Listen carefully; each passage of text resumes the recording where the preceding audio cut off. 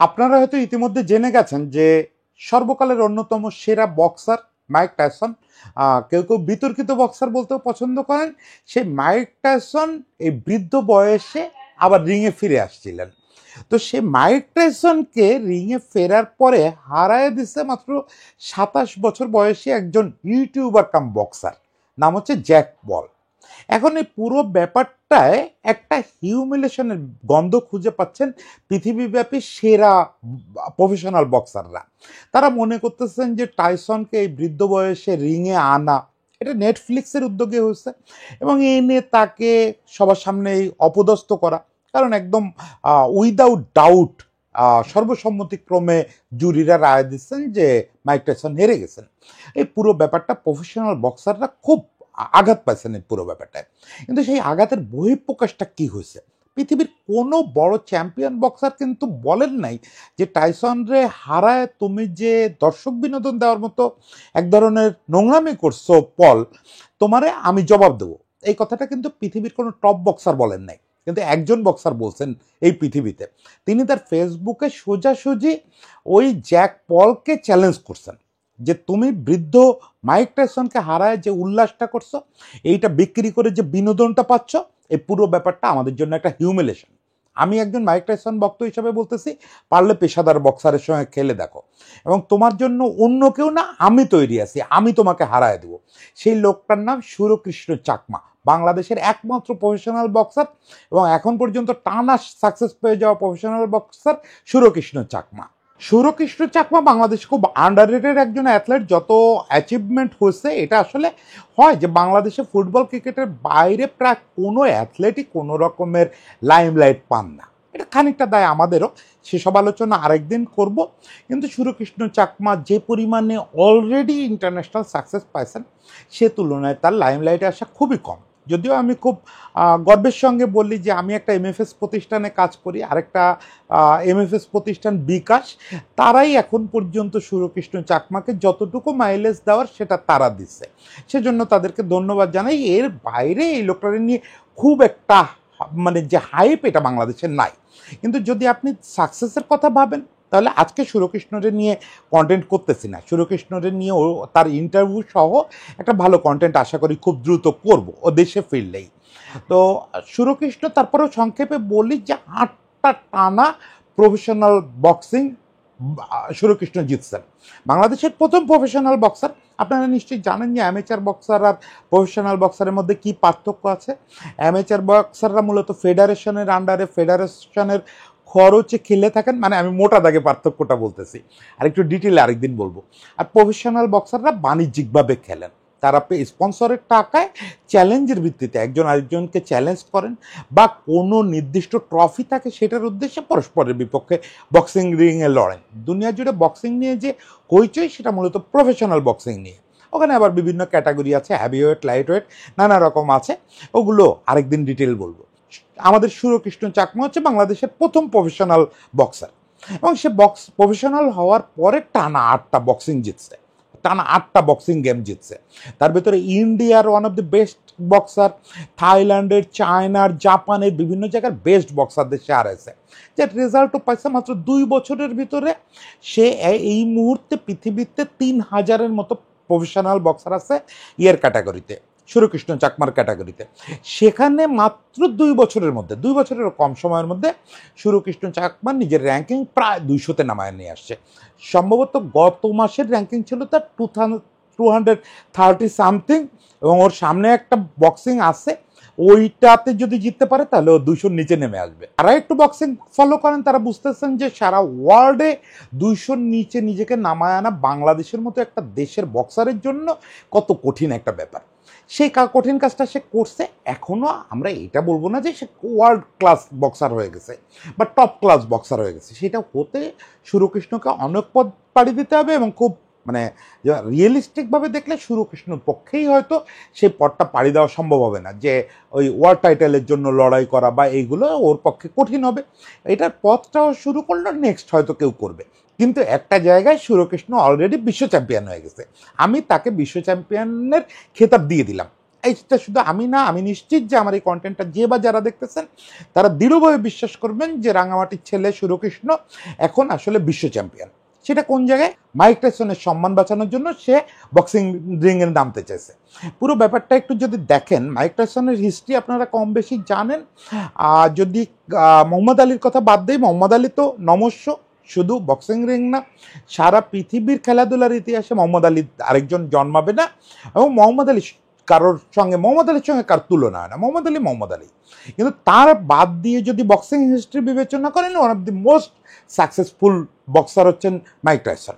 কিন্তু Mike Tyson খুব বিতর্কিত জীবনযাপন করছেন, ড্রাগ অ্যাবিউজ, তারপরে আপনার এমন কিছু জিনিস আছে যেসব শব্দও আমি উচ্চারণ করতে পারবো না। ব্যাংক ডাকাতি থেকে শুরু করে ড্রাগ ট্রাগ না করছেন মাইক টাইসন এমন কোনো জিনিস নাই। আসলে তার লাইফটা কোনোভাবে ফলো করার মতন না। ইভেন বক্সিং রিংয়েও প্রতিপক্ষের কান কামড়ায় ধরা, নোংরামি করা, অনেক কিছু করছেন, গায়ে হাত তোলা। খেলাধুলার এথিক্সে কখনো টাইসন থাকেন নাই। এবং সম্প্রতি প্রচণ্ড দেনা দারিদ্র, মানে এইসব করতে গিয়ে সব সম্পদ খোয়াছেন। একসময় দেখেন টাইসন পৃথিবীর সবচেয়ে বড় অ্যাথলেটদের মধ্যে একজন ছিলেন। তার পিছনে স্পন্সরদের লাইন লেগেছিল, crore crore dollar কামাইছেন, million million dollar কামাইছেন, টাকা রাখতে পারেন নাই। এইসব বদ অভ্যাস, বদ কাজ, এবং মূলত কোর্টের জরিমানা দিতে গিয়ে প্রায়টা খোয়াইছেন।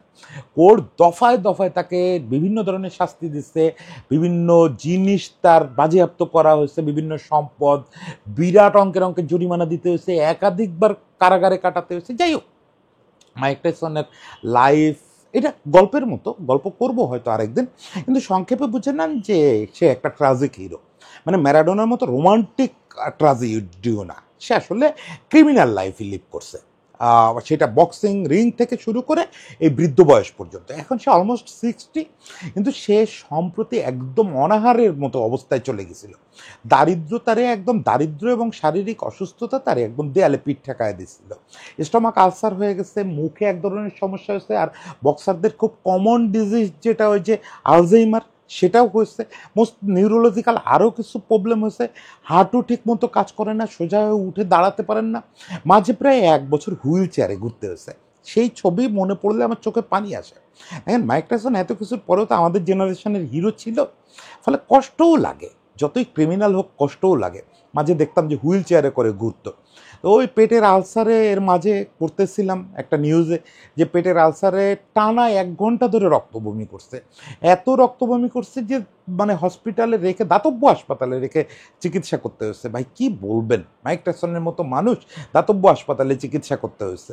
মানে টাইসনের আর কোথাও যাওয়ার ছিল না, দেয়ালে পিঠ ঠেকে গেছে। তখন এই পুঁজিবাদী বিশ্বের যেটা হয় কর্পোরেট দুনিয়ায়, সবাই তো সব কিছু নিয়ে, আপনি যদি শেষ বিন্দু পর্যন্ত রক্তের দরকার হয়, ওই রক্ত নিয়েও কেউ ব্যবসা করবে। ব্যবসা করার লোকের এই দিন দুনিয়ায় অভাব নেই। তখন নেটফ্লিক্সে সম্ভবত উদ্যোগ নিছে, বা অন্য কোনো স্পন্সর উদ্যোগ নিছে কিনা আমি কথায় দেখতে চাই না, দেখতে গেলে মেজাজ খারাপ লাগতো, কারণ এই জিনিসটা নিয়ে কেউ ব্যবসা করবে আশা করি নাই। মাইক টাইসনের ক্রিমিনাল হিস্ট্রি মাথায় রাখার পরেও লোকে পারতো তারে হেল্প করে অ্যাটলিস্ট কোনো একটা বৃদ্ধাশ্রমে বসায় দিতে পারতো, যে বাকিটা জীবন এখানে থাকো।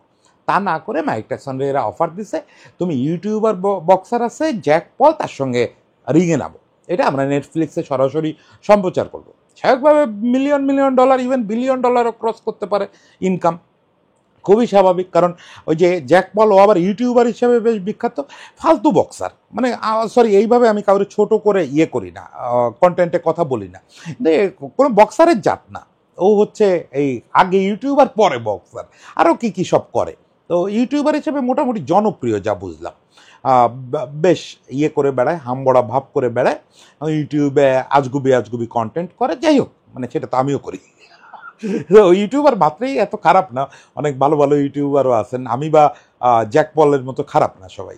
তো যাই হোক, ওরা কি করলো, নেটফ্লিক্স ম্যাচটা পাতাইলো হচ্ছে জ্যাক পল ও ইউটিউবার আর পার্ট টাইম বক্সার এই লোকটার সঙ্গে।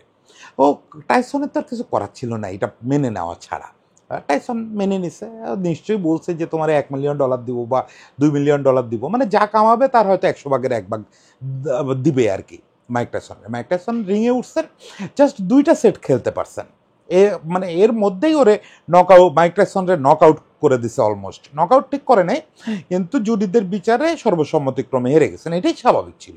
প্রায় 60 বছরের একটা মানুষ, যেটা হয় মাইক টাইসনকে আপনি বাংলাদেশে কেউ বক্সিং জানে না এরকম 27 বছরের ছেলের সামনে দাঁড় করায় দিলেও এখন দুটো ঘুষি মারলে পড়ে যাবে, খুবই স্বাভাবিক। ওরকম অসুস্থ রুগ্ন একটা মানুষ যতই সাবেক হিস্ট্রি থাক, সে কারোর সামনেই দাঁড়াতে পারবে না। 27 বছর বয়সী পৃথিবীর সবচেয়ে দুর্বল লোকটার সামনেও পারবে না, এটাই স্বাভাবিক। এর জন্য জ্যাকপল হওয়া লাগে না, যে কেউ তারে নক আউট করে দিতে পারবে। বরং নক আউট করতে পারে নাই কেন, এটাইতেই আমি অবাক হলাম। যাই হোক, হারাইছে। হারানোর পরে এইটা ওই যে টেলিকাস্ট হয়েছে, পুরো ব্যাপারটা একটা মারাত্মক অবমাননাকর। মানে আপনি যদি একটা এক সময়ের চ্যাম্পিয়ন সিংহকে ওই খাঁচায় ভরে শিয়ালের সঙ্গে লড়াই করেন এবং সেই বৃদ্ধ সিংহ উঠে দাঁড়াতে পারতেছে না বলে শিয়াল জিতে গেছে, এই জিনিসটা লাইভ করে বিশ্ববাসীদের দেখায় টাকা ইনকাম করেন, এটা আমি পরিষ্কার নোংরামি বলে মনে করি, পরিষ্কার নোংরামি বলে মনে করি। সেই নোংরামিটা করলো মিডিয়া, সেই নোংরামিটা করলো এই ব্যবসা প্রতিষ্ঠানটা নেটফ্লিক্স। যাই হোক, এই জিনিসটায় মানে মোটামুটি ক্ষোভ প্রকাশ করছেন পৃথিবীর বেশিরভাগ প্রফেশনাল বক্সাররা, টুকটাক ক্ষোভ প্রকাশ করছেন, কিন্তু কেউ জিনিসটারে ইগোতে নেন নাই বা কেউ বলেন নাই যে এটা জবাব দিতে হবে। সেই কাজটা আমাদের সুরকৃষ্ণ চাকমা করছে। সুরকৃষ্ণ চাকমা কি করছে, সে ফেসবুকে স্ট্যাটাস দিছে যে 27 বছর বয়সী একটা ছেলে, সে বক্সার হোক বা না হোক, সে 58 বছর বয়সী মাইক টাইসনকে হারায় যখন উল্লাস করে, এটা এক ধরনের অপমান। এই আনন্দটা আসলে আনন্দ না। আপনি যেটা করছেন সেটা হচ্ছে বক্সিংকে হিউমিলেট করছেন। আমি ব্যক্তিগতভাবে এটাতে অপমানিত হয়েছি। পারলে আসেন সত্যিকারের বক্সারের সঙ্গে লড়াই করেন। এবং তারপরেই সে চরম লাইনটা বলছে যে আমি আপনার চ্যালেঞ্জ করতেছি জ্যাকপল, পারলে আমার সঙ্গে লড়াই করেন, আমি নিশ্চিত আমি আপনার হারায় দেব। এইটা কথার কথা না। দেখেন, এইটুক ব্যাপারে আপনি স্টান্টবাজি ভাবে নিতে পারেন। আমি সকালবেলায় উঠে আজকে সুরকৃষ্ণের সঙ্গে কথা বলছি, ও এখন থাইল্যান্ডে আছে, ও ওখানে একটা ট্রেনিং করতেছে। ট্রেনিং করার উদ্দেশ্য হচ্ছে আগামী বছর ওর বেশ কয়েকটা গেম আছে, বড় বড় গেম, এগুলো জিততে পারলে সে হয়তো র্যাঙ্কিংয়ে অনেক আগায় যাবে। তো সেইটা নিয়েই সে কনসেন্ট্রেট করতেছিল, এর মধ্যে টাইসন বলে সে রিয়্যাক্ট করছে। তো ওকে আমি জিজ্ঞেস করলাম যে আপনার এটা কি বলার জন্য বলা, মানে টাইসনের মান রক্ষার জন্য বলা, নাকি সত্যি আপনি চ্যালেঞ্জ করলেন ওই জ্যাক পলকে? তো সে বলতেছে চ্যালেঞ্জ না করার তো কোনো কারণ নাই, আমি যখন একটা স্ট্যাটাস দিচ্ছি, আমি একজন প্রফেশনাল বক্সার, আমি ধরেন এই একই কাজ যদি টপ রেটেড একজন বক্সারও মাইক টাইসনের সঙ্গে করতাম, আমি একই চ্যালেঞ্জ করতাম, হয়তো বক্সিং নিয়ে আমি মরে যেতাম, তাতে কিছু যায় আসে না। আমি জিতবো বা হারবো এটা জেনে আমি এই স্ট্যাটাস দিইনি। অন্তত ওইটা যখন লিখি আমার মাথার ভিতরে এইগুলো কাজ করে নাই যে আমি জিতে যাব বা আমি হেরে যাব। আমার কাছে মনে হয়েছে এটা প্রফেশনাল বক্সার হিসেবে আমার জবাব দেওয়া দরকার, সেটাই আমি দিছি। ফলে আমি গেম খেলতে প্রস্তুত আছি, যে কোনো সময় রিংয়ে উঠতে প্রস্তুত আছি। তো আমি বললাম এখন যদি জ্যাকপল আপনার চ্যালেঞ্জ নিয়ে নেয়, তো বললো সেটা তো ভালো, আমি আমার লাইফের বেস্ট লড়াইটা লড়ার চেষ্টা করব প্রফেশনাল বক্সিংয়ের সম্মান ধরে রাখার। আমি যদি না পারি, অন্য কোনো প্রফেশনাল বক্সার দাঁড়াবে, সে চ্যালেঞ্জ করবে, সে জেতার চেষ্টা করবে। আর সে বললো যে রিয়েলিস্টিক কথা বলি আমি, ও ওই লেভেলের বক্সার না। আমি ওর এই ইয়েটা দেখছি, ও তো মূলত অ্যামেচার বক্সার, যদিও প্রফেশনাল লেভেলে চলে আসছে, কিন্তু ওই লেভেলের বক্সার না। ও যে ক্যাটাগরিতে খেলে, যে স্টাইল এবং যে কোয়ালিটি দেখলাম, তাতে আমি হারাতে পারবো বলেই বিশ্বাস করি। সুরকৃষ্ণ বলতেছে যে এটা কথার কথা না, আমি সিরিয়াসলি বিশ্বাস করি যে ওরে হারানো খুব কঠিন হবে না। এটা আমি চ্যালেঞ্জ শুধু বলার জন্য বলি নাই। এবং সুরকৃষ্ণ এরপরে ব্যাখ্যা দিল যে সে কেন এত ইগোতে নিছে। বললো যে টাইসনের ক্যারিয়ার, আপনিও যেমন জানেন দাদা, আমিও জানি টাইসনের ক্যারিয়ার খুব ফলো করার মতো কিছু না, অন্তত সে আইডল না কারণ। কিন্তু আমরা তো টাইসনের সময় বড় হয়ে উঠছি।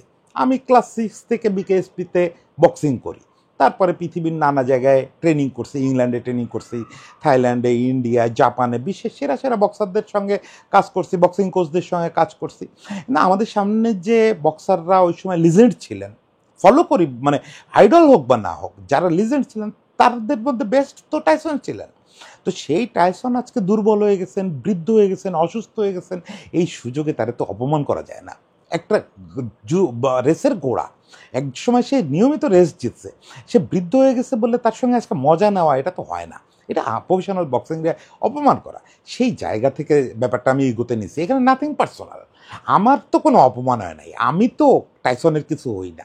আমার কাছে মনে হয়েছে যে মাইক টাইসনের রিংয়ে এই অপমানটা করা প্রফেশনাল বক্সিংয়ের অপমান। একজন প্রফেশনাল বক্সার হিসেবে আমার এটা জবাব দেওয়া উচিত, আমি সেই জবাবটা দিছি। অ্যাট লাস্ট সুরকৃষ্ণ দারুণ একটা কথা বলছে, সে বলছে যে আমি এটার অপরচুনিটি হিসাবে দেখি। একই সঙ্গে যেরকম এটা আমার বক্সার হিসাবে, পেশাদার বক্সার হিসাবে আমার পেশার প্রতি একটা কর্তব্য, আমার পেশার যারা আমার পূর্বসূরি ছিলেন তাদের সম্মান রক্ষা আমার কর্তব্য। কেউ যদি আজকে আলীরে অপমান করে কোনো কথাও বলে, সেটা জবাব দেওয়ার দায়িত্ব আমার, শুধু আমার না, পৃথিবীর সব বক্সারের। একই রকম যে কোনো সিনিয়র বক্সার, যে কোনো প্রফেশনাল বক্সারের অপমাননার জবাব দিতে হবে আমাদের। এটা একটা দিক। আর সে বলতেছে, দাদা এইরকমভাবে দেখেন না, যে আমি, ও যদি সত্যি চ্যালেঞ্জ নেওয়ার সাহস পায়, এটা তো অলরেডি ইন্টারন্যাশনাল নিউজও হয়েছে টুকটাক, ও যদি সত্যি চ্যালেঞ্জ নেওয়ার সাহস হয়, ওটা তো বাংলাদেশের জন্য একটা বড় পাওয়া।